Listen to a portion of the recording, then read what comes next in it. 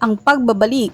Another day, another budol na naman tayo. And for today's video, isi-share ko sa inyo itong nabili namin na baona. At grabe naman ang pagkabalot mga B, sobrang secure. Mas secured pa sa relasyon nyo.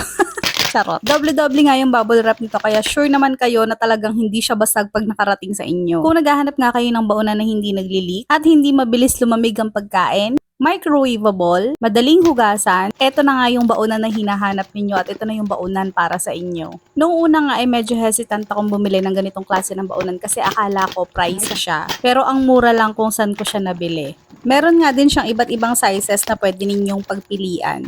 At kahit nga ibali-baliktad nyo tong baonan na to ay hindi talaga matatapon yung mga ulam ninyo kahit nasabaw pa yan mga B. Mas prefer ko na nga yung ganitong baonan kaysa dun sa may dating ginagamit ni Jowa. Yung dating gamit nga pala niya ay yung plastic lang and super duper hirap talaga niyang hugasan. Pero with this one mga B, sobrang daling maghugas. Opo, nag-e-enjoy ako sa paghuhugas ng mga to. Sa wakas hindi na naiiwan yung mga bakas ng sebo mga B.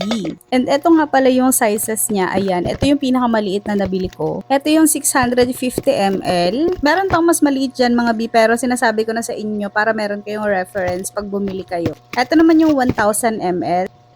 And yung pinakalas nga ay 1040 ml. Ayan, ito siya.